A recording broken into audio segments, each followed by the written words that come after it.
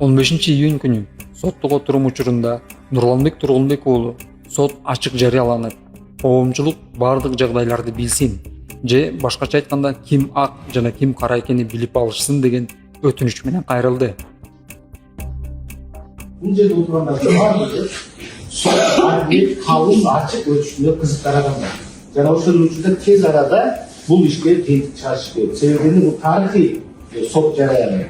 Бул жерде жок нерседен бир атайын бир ушундай маселеге келдик. Бул тарыхый жарыян болуп калат. Андыктан ак кара деп чекип койгондо бул жерде отургандардын баардыгы ошол эле учурда коомчулукта кылышты. Ошон үчүн биз жарыянды мыйзамдын чегинде бардык мыйзамдын талаптарына ылайык өткөрөбүз десек, анда биз башынан ээге түзүп отуруп, ушул кемчиликтерди, ушул баягы тез көрүнүштөрдү жоюп алышыбыз керек. Бардыгыбыз кызыктарбыз ушул эртерээк бүтүп кыргыз эли коомчулук билсин ак караны деп. Андыктан мен ойлойм, ушул маселени сиз чекип койсоңуз, анан кийин убактылуу бир күндөн кийин кайра баштап бардыгын так мыйзам талабына ылайык адилет сот жарыянын өткөрүүгө чоң мүмкүнчүлүк түзүлөт деп. Ошон үчүн мен сизден өтүнөм, туура чечим, адилет чечим кабыл алышыңызды бул маселеде. Рахмат. Андыктан көрөрмандарга Нурланбек Тургунбек уулунун айтканы, актанганы туурабы? Аны кийинки тасмадан көрөлү. Камчыбек Ташиевдин үстүнөн козголгон кылмыш иши. Бийликти алмаштырууга аракеттер болгонбу? 75 аксакалдын максаты эмне болгон? Жана алардын артында кимдер турган? Ушундай сыяктуу коомду көп талкуу жараткан суроолордун жоопторун ушул видео тасмада көрүп алсаңыздар болот. Улуттук коопсуздук мамлекеттик кызматынын мурунку жетекчиси Камчыбек Ташиевдин пландарынын негизинде өкүл атасы Бекболот Талгарбековдун жетекчилиги астында жана коомдук ишмерлер Эмилбек Узакбаев, Курманбек Дыйканбаев, Курсан Асанов, Аалы Карашевдин жана башка мамлекетке көрүнүктүү ар тармактын өкүлдөрүнөн турган топ түзүлүп, конституциялык түзүмдү ыдыратып, мөөнөтүнөн мурда коомчулуктун басымы менен шайлоону өткөзүп, президентти күтүүсүздөн алмаштыруу сценарийин ойлоп табышкан. Алар түзгөн план боюнча массалык маалымат каражаттары, жалданма журналисттер, социалдык тармактар жана аларды колдонуучулар аркылуу эл арасында ар кандай кептерди таратып, коомчулукту даярдоо кызматына журналист Нургазы Анаркуловду Камчыбек Ташиев дайындаган.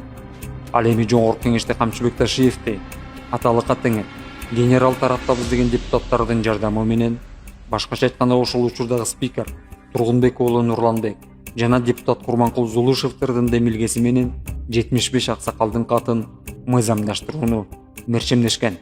Ал гана эмес, мыйзамсыз иш аракеттери ишке ашып кетсе, өзлөрүнүн кызматтык орундарына Курманбек Абазов жана Элдар Жакыпбековдорду мураскер катары даярдап, андан аркы боло турган иш аракеттер бир гана Камчыбек Ташиевдин көргөзмөсү аркылуу болоорун тергөөнүн жүрүшүндө белгилүү болгон. Жыйынтыгында бул пландар ишке ашпастан Камчыбек Ташиев кызматынан алынып, үстүнөн оор беренелер менен кылмыш иши козголуп, сценарийди ишке ашыруучулар төмөндөгүндөй көрсөтмөлөрдү берүүдө. Талгарбек уюштурган экендер. Мага эмилген Узакбаев. Депутаттар договорду чуркап жүрөт. Талгарбек менен ким кетет? Узакбаев кетет. Edepsiz. Öyle Konstitüsyona sonra gelsin. Erте şayloo olsun деген ой кетти. Аны кол коюп койдум. Болду. Досрочно выборы деньги. Менин фамилиям досрочный выборы. Кол койбосо болбой, койгула деп айтылды, мына ачыгын айтайын. Имтиханын Узакбаев айтты. Кол койбосолор болбой, коюшуңар керек деп айтылды. Талгарбеков даярдады. Бул Талгарбековдун тапшырмасы деди. Бекболот Талгарбеков колдоп берсеңер деди. Тарап берип окуду. Саясий жетекчиликтен маалымат адамдар бар деп. Мен эми өзүм ойлоп чыкмакчымын, сөзсүз саясий жетекчиликте колдоо бар. Талгарбеков, он меня попросил, мы готовим обращение к президенту, чтобы президент провел новые выборы и чтобы он сидел еще 2 срока, то есть по 5 лет, 10 лет. Примерно 7 или 8 fevralda Emre Uzakbayevich telefon çaldı. Çığa koyuyorsun ben kele jatam dedi. Tekst bilen tanıştım. Anam bunun ne gereği var dep suradım. Surasam uşunu surandı, sizge kol koydurup jatam, mına bularında kol koyup berdi, kol koyup berseniz dedi. Sınıf ekitin azı gereği yok, önügü jakşı. Desem tekstin aktoru başka, men prosto sizge kol koydurup apart berem, zamçaynen aytardı. İbni mamule var. Mamule var. Men çalardım telefon. Buna tavır kızı çıkıyor dedi. Ulan, ne var desem aytdı. Hemen özü, çok söz bilet ediyoruz. Uyuştursan, yaratıyorsun. Ama sordum. Uşağın bile tutsa uçuk etmedi. Görgende yok, bilgende yok. Men ne, iki başım vardı, bir başım vardı. Joğacak bilen arkadaş söyledi. Men sorup etsem, men jaman görüp aytып da, sen me iki dostu koldabaysın mı dedi. Действительно basım jasadı. Talgar Bekbola, senin masalların türevası gel dedi, Картуга dedi. Bilerdim. Давайте попросим президента СГО, чтобы провели досрочный выбор. Болды, я подписал. Ана много лет шүкерге қол қойдырып қой деді таныған бір. Мен де қол қойдырып қойдым. Соны мойныма аламын. Бекболат ясно. Он был будущий. Эмир Узакбаевда водитель болуп иштейм. 10 февралда Турдыбек Мамбетов деген досу келди. Досу келип бир папка берди. Ушуну жогорку кеңешке таштап койгула деп. Андан чыгып жогорку кеңешке барып катты таштадым. Картуга деген билер. Нурманбек Диханбаев менен Жансүрөт Медетбек Ажол кісі дегенде олар президент Садыр Жапаровты колдогон адамдар. Мен кайгер Кыргызстан Жемирге көтөрдүм. Сөйлегенде талаш тартыштын иче баштаганы себеп болду. Нургазы Анаркулов Камчыбек Ташиевден кандай тапшырмаларды алган жана кезексиз президенттик шайлоону кантип өткөрүү пландарын ачыктап бергенин чогуу кулак салалы. Сизди шектүү катары сурап жатам. Сиз болсо уже өтүнүч келтирдиңиз. Сиздин өзүңүздүн коопсуздугуңузду сакташ үчүн жашырын түрдө көрсөтмө берип жатканыңызды тууралуу өтүнүчүндө көрсөттүңүз. И сурак кылуу учурунда өзүңүздүн жактоочуңуз жок сурак кылуу, Ооба. Себеби сыр сакталбай калат, Ооба. Эми өзөгүнө өтө турган болсок, мен ушул жылдын 2026 жылдын 15 январында Камчыбек Ташиев телефон чалып, 10 январында 15 январында телефон аркылуу мени өзүнө чакырды.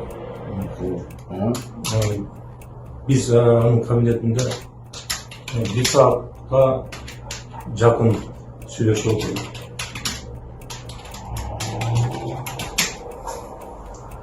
Сизге Камчыбек Кудусаевич сизди биринчи жолу, экинчи жолу чакырганда элге кайрылуусу тууралуу айтып бересизби, айтканыңыз менен? Бардык фактылар жана көрсөтмөлөр Камчыбек Ташиевге келип такалганда, ал айласыздан ар кандай психологиялык ыкма жана ар түрдүү манипуляцияларды колдонуу менен жоопкерчиликтен качууга аракетин жумшаган. Айтыңызчы, Анаркулов Нургазы менен жеке жолугушуу акыркы жолу качан жана кайсыл жерде болгон? Так, мен кабинетиме келген, дискуссиянын ичинде февраль айынын башында болсо керек. Февраль айынын башында бир маселе Gökay'ın mekemesinde bir kabiliyet bekliyorum. Kança жол жолуктуңуз эле? Birinci yıl yolu sapıyor. Kesinlikle. Если надо, дойдем если до суда, в суде будет отвечать. Я тоже уже начну понимать, нет уже. Мен Министерство хозяйства иштеп берген жокмун. Ушуну кетирбей, ушуну кармап калайлы деген ниет болуш керек да. Халкына секен боло берет.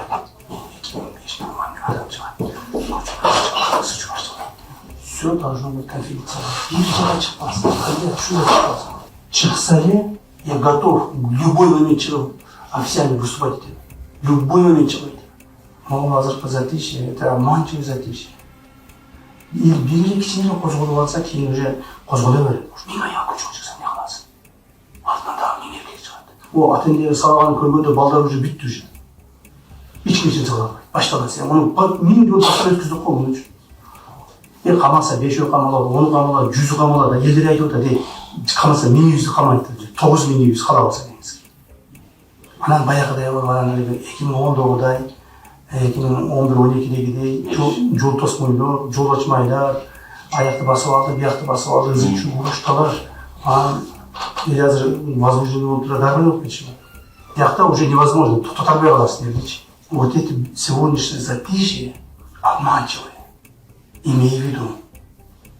Мынау сізге баяғы жанағы келе компроватчылар жана башкалар тигер булар шакал ошол карап турат. Тергөө амалдарын жүргүзүлгөн учурда күбөлөрдүн өтүнүчүнүн негизинде тергөө купуялуулугун сактоо менен кылмыш иши жашыруун грифи менен тергелген. Эми соттун чечимине ылайык соттук отурумдар ачык болгонуна байланыштуу күбөлөр мамлекет тарабынан коргоого алынат.